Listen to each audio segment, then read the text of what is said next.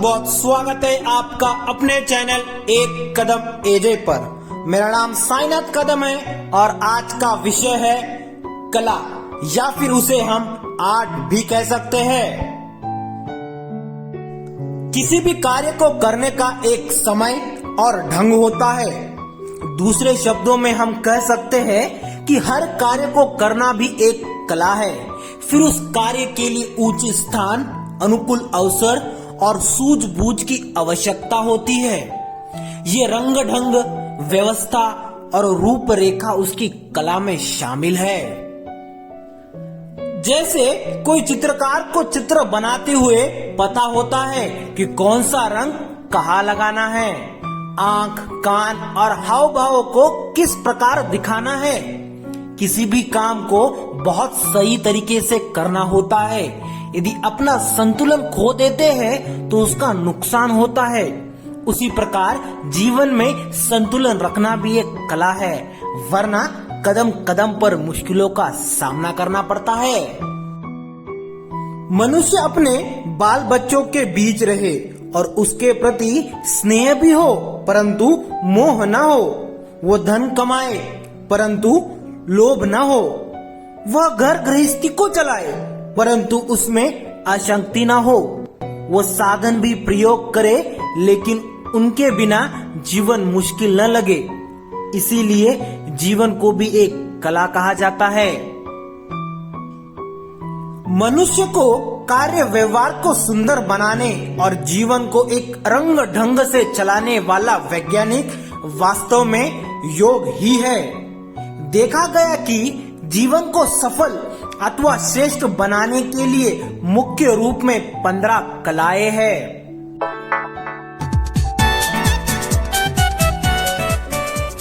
सीखने और सिखाने की कला।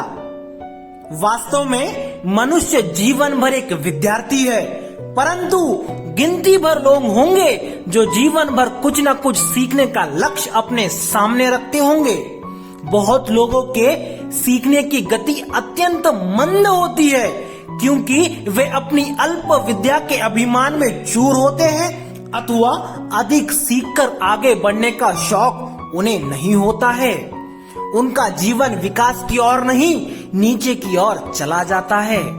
जीवन को भोगने में लगे हुए ऐसे लोग एक दिन स्वयं ही भोगे जाते हैं। इस प्रकार मनुष्य जाने अनजाने दूसरों को कुछ न कुछ सिखाता भी रहता है।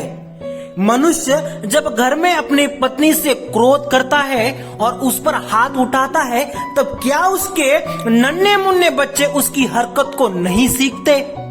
क्या इस प्रकार मनुष्य नहीं जानता, परंतु सत्य बात यह है कि उसकी चाल को, उसकी पोशाक को, उसकी हर बात को, उसके व्यवहार और आचार को उसके आसपास के लोग देखते हैं और उससे प्रभावित होते हैं। व्यवहार कला अथवा खुश रखने की कला। मनुष्य का जीवन वास्तव में ऐसा होना चाहिए कि दूसरों को चंदन की तरह शीतलता देने वाला हो, गुलाब की तरह सुगंधी देने वाला हो, मधु के समान मीठा अथवा प्रिय लगने वाला हो तथा फल के समान रस देने वाला हो। परंतु अपने व्यवहार को ऐसा सुंदर और कुशल बनाना जिससे कि लोग संतुष्ट और प्रसन्न हो, यह भी एक कला है।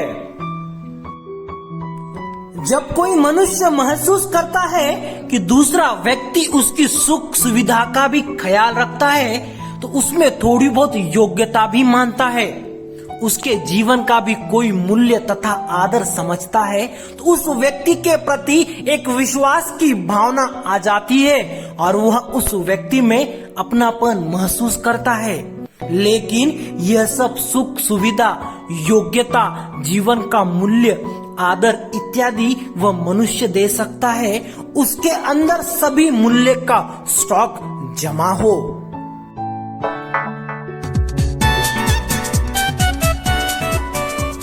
परिवर्तन लाने की कला। बहुत से मनुष्य ऐसे होते हैं जो अपने जीवन में परिवर्तन लाना नहीं जानते। उन्हें अपने संस्कारों को बदलने की कला नहीं आती।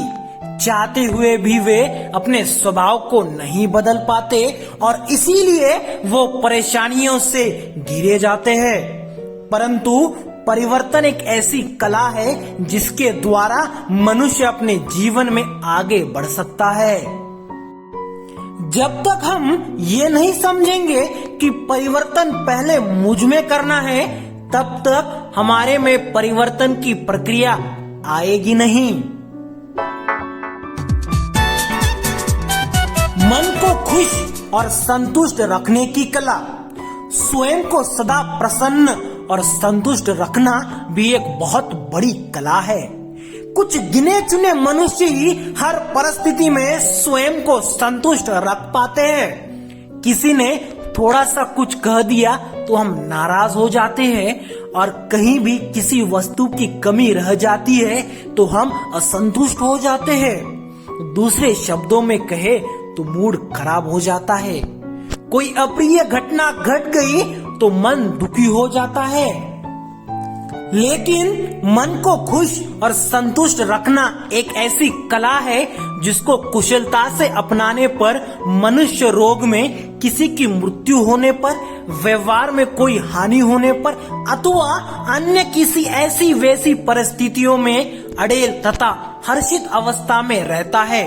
इसीलिए योगी के बारे में कहा जाता है, वह निंदा स्तुति, मान अपमान, हानि लाभ आदि आदि में एक रस अवस्था में रहता है। संगठन कला, नेतृत्व कला और प्रशासन कला।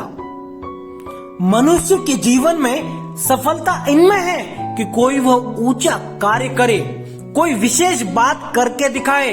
उनके लिए जरूरी होता है कि मनुष्य दूसरों को भी सहयोगी बनाए, उन्हें संगठित करे। परंतु बहुत से मनुष्य अपने जीवन में कोई ऐसा महान कर्तव्य नहीं कर पाते। उनमें कुछ विचार तो होते हैं, परंतु उन विचारों को स्वरूप नहीं दे पाते। जो व्यक्ति स्वीकार करने की क्षमता, सुधार करने की नीयत रखता है, वही महात्मा कहलाता है। इसी के साथ धन्यवाद। इस वीडियो में बस इतना ही। बची हुई बातें अगले वीडियो पार्ट 2 में देखते हैं। और अपने जीवन में ऐसे ही जोश बनाए रखने के लिए आप हमारे चैनल एक कदम एजे को सब्सक्राइब कर सकते हैं।